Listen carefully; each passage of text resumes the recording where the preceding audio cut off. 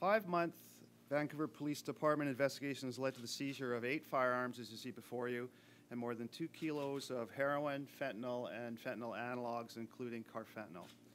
4 Lower Main-based gang associates have been arrested and charged with various drug trafficking and firearms-related offenses.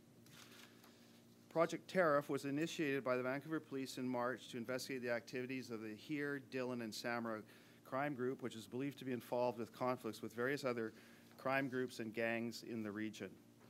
In the greater scheme of things, I would consider this near the higher end. It's a significant, as you can see, there's been a significant amount of very dangerous weapons that have been taken off the street.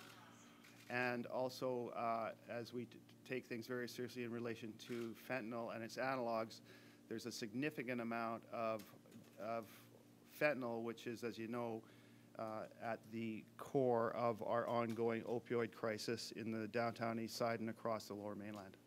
This is a significant seizure. It's actually hard to quantify the amount of street level value of this level of fentanyl. But for example, on the street, heroin in Vancouver is approximately $200,000 a kilogram. So it's about $200 a gram. And the average dose that a user will use of heroin on the street is normally sold in what's called a point, which is about 1/10 of the gram, and that's normally sold for $20. Fentanyl, when cut down and used intravenously, according to experts in the area, as little as 1/2 of a milligram, which is 1/1000th of a gram, can be lethal. So logic would dictate that for the user to not overdose, they would have to use a less than lethal dose. So we're talking very, very expensive seizure here.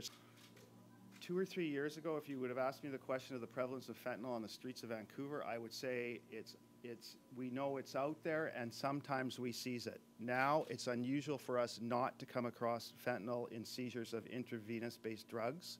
So it is prevalent out there, and it is the numbers don't lie when you can see, because it is a fatal type of opioid.